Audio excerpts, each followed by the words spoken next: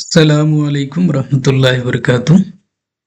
Dear students, today we will learn the future perfect tense which is used to show that an action will be completed before a specific time in the future. The future perfect tense is used when we talk about a work that will be finished before a certain time in the future, right? चलिए आज का video start करते हैं हम लोग और जानते हैं कि फ्यूचर परफेक्ट टेंस का यूज हम लोग किस तरह से कर सकते हैं। एक चीज मैं बताना चाहूंगा आपको कि इस तरह के टेंसेस बहुत कम यूज होते हैं। फ्यूचर में ज़्यादा से ज़्यादा सिंपल फ्यूचर टेंस का यूज होता है, बाकी का यूज ना के बराबर होता है। बट सिलेबस में है तो उसको जानना ज़रूरी है, सीखना ज़रूरी है, समझना ज़रूरी है, ताकि कहीं बुक में बाय द वे अगर आता है तो आप उसको आइडेंटिफाई कर सकें, उसका ट्रांसलेट कर सकें और उसको समझ सकें, right. So let's begin today's video lesson. तो सबसे पहले इसको उर्दू में कहते हैं ज़माने मुस्तकबिल कामिल, इंग्लिश में फ्यूचर परफेक्ट टेंस, और इसकी पहचान है चुकेगा, चुका रहेगा, चुकूंगा, चुका रहूंगा, इस तरह से अल्फाज आएंगे। यहाँ पर नोट है आपके लिए, जो काम पहले होगा उसकी अंग्रेजी फ्यूचर परफेक्ट टेंस में बनाएंगे और जो बाद में होगा उसकी अंग्रेजी सिंपल प्रेजेंट टेंस में लिखेंगे। अब अगर आपका सिंपल प्रेजेंट टेंस पर आपका कॉन्सेप्ट क्लियर नहीं है तो आई थिंक ये आपको समझ में नहीं आएगा। तो इसके लिए हम आपको बताना चाहेंगे कि हमारी टेंस की प्लेलिस्ट है, उसके अंदर हमने सिंपल प्रेजेंट टेंस को बिल्कुल शुरू से लेकर आखिर तक, पॉजिटिव, नेगेटिव, इंट्रोगेटिव, ये तीनों वीडियो आप वहाँ से वॉच कर सकते हैं और इसको समझ सकते हैं ताकि फ्यूचर परफेक्ट टेंस समझना आपको आसान हो। ओके, तो हम आते हैं पॉजिटिव सेंटेंसेस। इसमें क्या होगा कि फार्मूला तो हम इसी का लिखेंगे, फ्यूचर परफेक्ट टेंस का, और सिंपल प्रेजेंट टेंस जो कि हम लोग पहले ही पढ़ चुके हैं तो उसका फार्मूला नहीं लिखेंगे, बस कंजक्शन लगाकर हम उसको ऐड कर देंगे। तो यहाँ सबसे पहले सब्जेक्ट यूज होगा, उसके बाद शैल या विल अकॉर्डिंग टू सब्जेक्ट, मतलब फर्स्ट पर्सन होगा, मतलब आई वी, तो शैल, और बाकी सब आई वी के अलावा जितने भी आएंगे सबके साथ विल का यूज होगा। और हैव चूंकि अकेला है तो ये सबके साथ आएगा। एक यहाँ पर बहुत बड़ा मिसकॉन्सेप्शन हो जाता है लोगों को। मिसकॉन्सेप्शन ये है कि हैव और हैज, तो हमने ये पढ़ा है कि सिंगुलर के साथ हैज आता है, प्लूरल के साथ है। तो ये जो गलतफहमी है इसका आंसर ये है कि यहाँ पर हम शैल या विल से उसको सेपरेट कर लेते हैं, राइट। उसको हम सिलेक्ट कर लेते हैं कि किसके साथ शैल, किसके साथ विल, तो यहीं से हमारे सब्जेक्ट का काम हो जाता है, राइट। जो उसका काम है कि वाहिद है, जमा है, क्या है, उसके साथ क्या लगेगा, तो ये काम हम शैल विल से कर लेते हैं।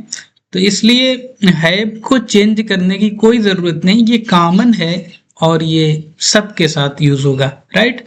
तो इस मिसकॉन्सेप्शन का ये एक सीधा सा आंसर है कि हम शैल या विल से उसको आइडेंटिफाई करेंगे और उसको सेपरेट कर लेंगे, बाकी हैव को चेंज करने की कोई ज़रूरत नहीं, राइट।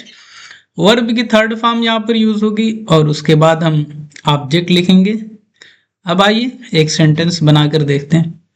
तुम्हारा भाई 2 बजे तक खाना खा चुका होगा। एक चीज और हम एडवांस में बताते हैं, आप इसको नोट कर लीजिएगा कि इस टेंस में जब भी किसी वक्त का जिक्र होगा कि इस वक्त तक ये काम हो जाएगा, तो हम बाई का यूज करेंगे।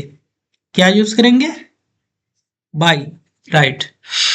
तो तुम्हारा भाई 2 बजे तक खाना खा चुका होगा, एक स्पेसिफिक टाइम का जिक्र हो रहा है कि इतने बजे तक ये काम हो जाएगा, तो यहां पर हम यूज करने वाले बाय। ओके, अब इसकी अंग्रेजी होगी, सबसे पहले तुम्हारा भाई, तो योर ब्रदर, योर ब्रदर। अब योर ब्रदर क्या है, क्या लगेगा, शैल लगेगा, विल लगेगा।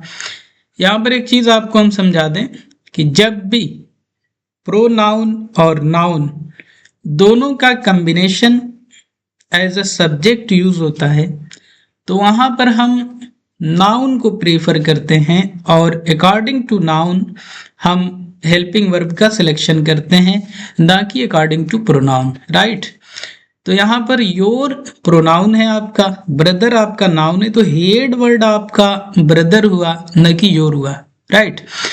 तो ब्रदर के हिसाब से आप क्या लाएंगे, विल लाएंगे, क्योंकि अगर इस तरह से आ जाता माई ब्रदर तो फिर आप कहते कि माई तो आई से आया है और आई फर्स्ट पर्सन है, तो उससे जो भी प्रोनाउन बनेगी वो भी फर्स्ट पर्सन के अंदर आएगी, तो इसलिए हम शैल का यूज करेंगे।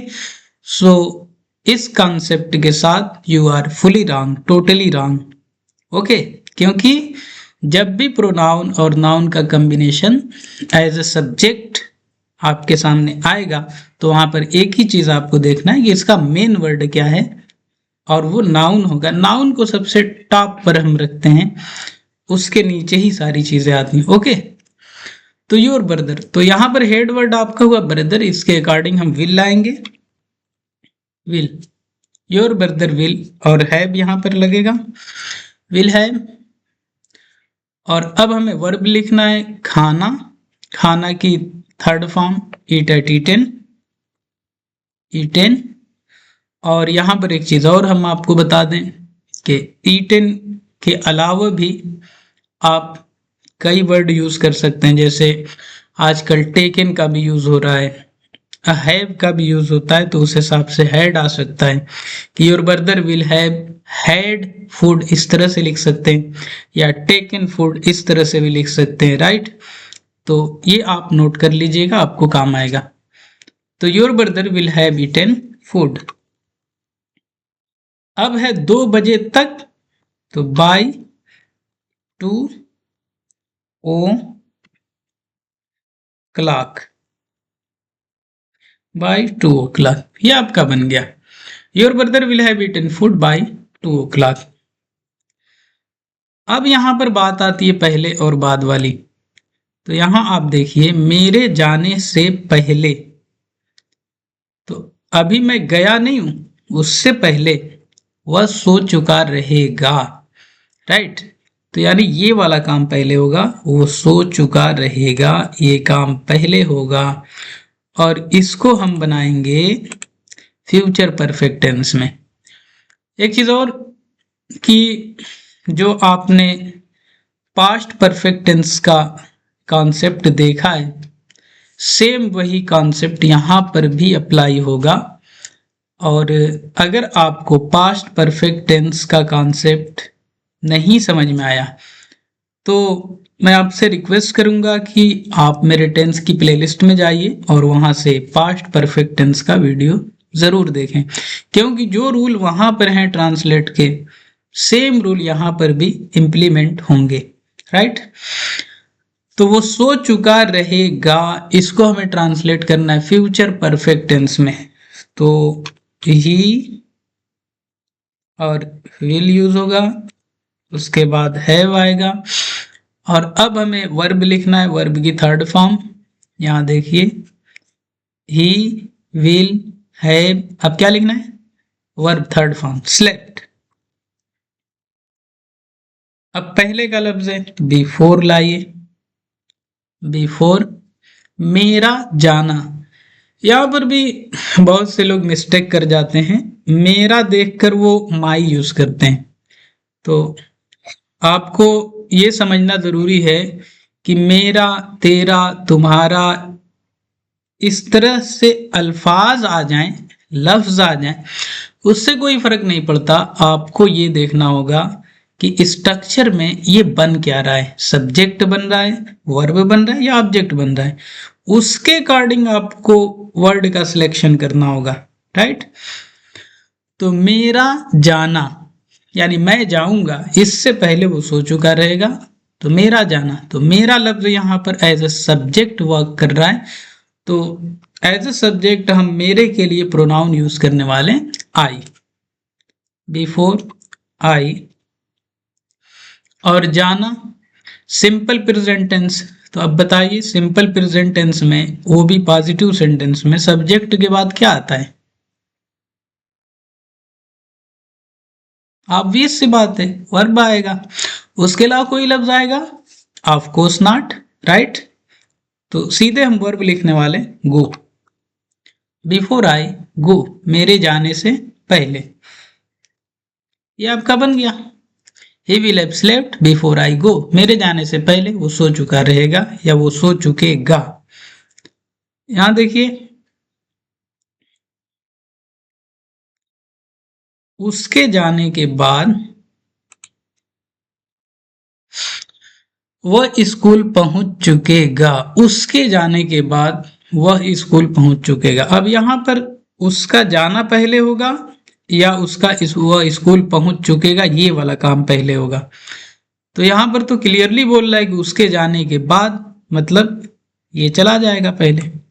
तो इसका मतलब ये हुआ कि ये जो कह रहा है उसका जाना, ये वाला काम पहले हो रहा है आपका, राइट। ये काम आपका पहले हुआ, ओके। तो अब इसको थोड़ा सा हाईलाइट कर लिया जाए ताकि समझ में आए। तो उसके जाने के बाद वह स्कूल पहुंच चुकेगा, ये काम पहले हुआ, ये बाद में हुआ। तो अब जो काम बाद में होगा उसकी अंग्रेजी सिंपल प्रेजेंट टेंस में बनाई जाएगी। और यहां पर वह स्कूल पहुंच चुकेगा, हमें इसको लिखना है सिंपल प्रेजेंट टेंस में। जब भी इस तरह से कहा जाए कि हम इसकी अंग्रेजी इस टेंस में बनाएंगे, तो बस आपको उस टेंस का कॉन्सेप्ट क्लियर होना चाहिए और कुछ नहीं। फिर यहां से कोई फर्क नहीं पड़ना चाहिए आपको। आपको बस ये देखना है कि सब्जेक्ट कौन है, वर्ब कौन है, ऑब्जेक्ट कौन है, इतना आपको आइडेंटिफाई करना है। और उसके बाद आपको वर्ड्स का सिलेक्शन करना है और एक फ्रेम में पुट कर देना है, और दैट इज इट। इतना हो जाएगा आपका। तो वह स्कूल पहुंच चुकेगा, ही रीच, इसके बाद वर्ब, और यहां पर हम एस आई एस ऐड करेंगे। तो इसमें इसके अंदर हम ई एस ऐड करेंगे। ही रीच स्कूल, ही रीच स्कूल, वह स्कूल पहुंच चुकेगा आफ्टर, उसके जाने के बाद।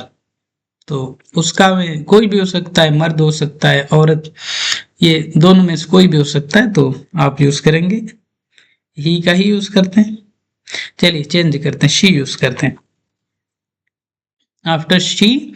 और इसको हमें बनाना है फ्यूचर परफेक्ट टेंस। तो शैलिया विल यूज होगा, विल, शी विल अब हैव यूज होगा, हैव, और जाने के लिए वर्ब की थर्ड फॉर्म गॉन। और ये आपका बन गया, he reach school after she will have gone. Okay, तो आई थिंक कोई डाउट नहीं होगा, आपको समझ में आ गया होगा। और एक चीज यहां पर आप देख रहे हैं कि बाद वाले ही सेंटेंस को पहले लिखा जा रहा है, और ये जो हमने हाईलाइट किया है ये आपका फ्यूचर परफेक्ट टेंस है। आगे निगेटिव सेंटेंस, तुम्हारा भाई खाना खा चुका होगा, यहाँ पर होना चाहिए खाना नहीं खा चुका होगा। इसको करेक्ट कर लिया जाए।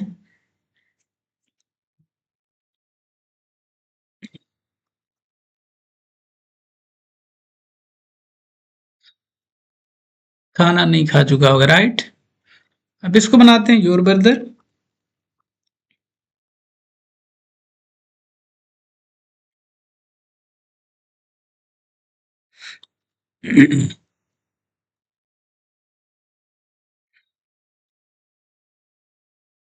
शैलिया विल में से विल, उसके बाद नॉट, उसके बाद have, will now have, your brother will not have.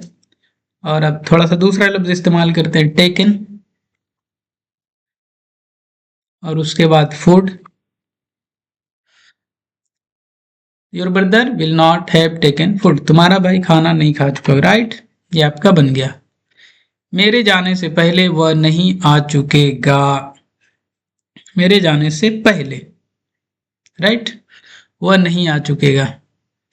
तो कौन सा काम पहले हुआ? ये वाला ना, मतलब अभी मैं गया ही नहीं मेरे जाने से पहले, और ये फाइनल हो गया कि वो नहीं आ चुकेगा, तो पहले ये फाइनल हुआ, तो हो जाएगा ही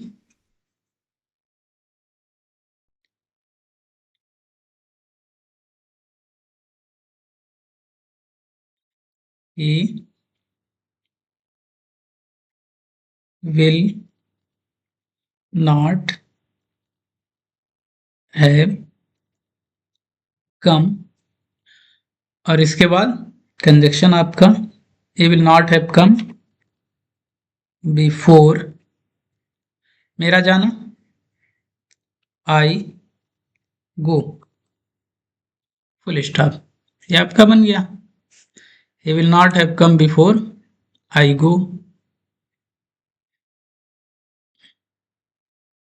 right. he will not have come before I go, मेरे जाने से पहले वह नहीं आ चुकेगा। ये आपका बन गया। इसमें कुछ नहीं, सिर्फ नॉट का एक एडिशन था कि नॉट को ऐड करना है बस, और कुछ नहीं। आगे हमारा इंट्रोगेटिव सेंटेंस। यहां पर क्या होगा, जब भी इंट्रोगेटिव आए तो तीन चीजें आपके जहन में, question word, helping verb, subject, ये स्ट्रक्चर फौरन आपके माइंड में आना चाहिए, क्लिक कर जाना चाहिए। अब यहाँ सेंटेंस देखें, क्या वह शाम तक अपना काम कर चुका होगा? तो हम जानते हैं, ऑब्वियस सी बात है, क्या से स्टार्ट हो रहा है, तो इसके लिए हमें कोई वर्ड लिखने की जरूरत नहीं है। शैल या विल से बनाएंगे। हमारा सब्जेक्ट ही है, ही के अकॉर्डिंग विल लाएंगे। विल ही सब्जेक्ट हो गया। नॉट लिखना है? नहीं, छोड़ दीजिए। Have, will he have. अब वर्ब लिखना है, खाना, ईटन, नहीं सॉरी, यहां पर है अपना काम कर चुका होगा, तो विल ही हैव डन, और अपना काम ही के साथ अपने के लिए हिज आएगा, हिज वर्क, हिज वर्क। और क्या बोला, शाम तक। तो हमने स्टार्टिंग में आपको बताया था कि किसी स्पेसिफिक टाइम का अगर जिक्र होगा कि इस वक्त तक ये काम हो जाएगा, तो आपको बाय यूज करना है। बाय इवनिंग या बाय द इवनिंग दोनों आप लिख सकते हैं, बाय इवनिंग। और ये आपका बन गया, यहां फुल स्टॉप, क्वेश्चन मार्क। अब यहां पर है कि मेरे सोने से पहले वह कहाँ जा चुकेगा। तो मेरे सोने से पहले, और ये वाला काम पहले होगा, इसी को हम बनाएंगे इंट्रोगेटिव वेयर, क्वेश्चन वर्ड। अब इसके बाद हमें हेल्पिंग वर्ब यूज करना है, शैल या विल में से, तो विल लाएंगे, ही, और इसके बाद नॉट छोड़िए, अब हैव लिखना है। वेयर विल ही हैव जाना, third form, gone, gone before मेरा सोना, इसको हमें लिखना है सिंपल प्रेजेंट टेंस में, तो आई, और सोना की अंग्रेजी स्लीप, बिफोर आई स्लीप, और ये आपका बन गया।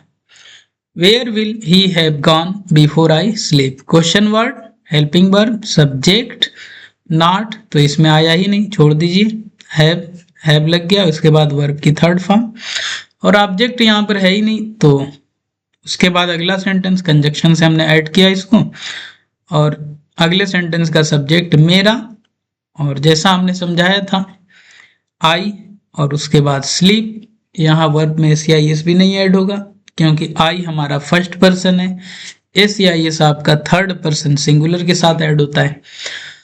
तो उम्मीद करते हैं कि आपको समझ में आया होगा। कहीं पर भी अगर आपको डाउट है तो वीडियो को फिर से देखिए, बार बार देखिए जब तक समझ में ना आए, कम से कम इसको 3 बार देखिए, ताकि पूरा कॉन्सेप्ट आपका क्लियर हो सके, right. Okay, that is enough for today. Thanks for watching. Don't forget to like, share and subscribe to my channel AR Infotech. Have a nice day.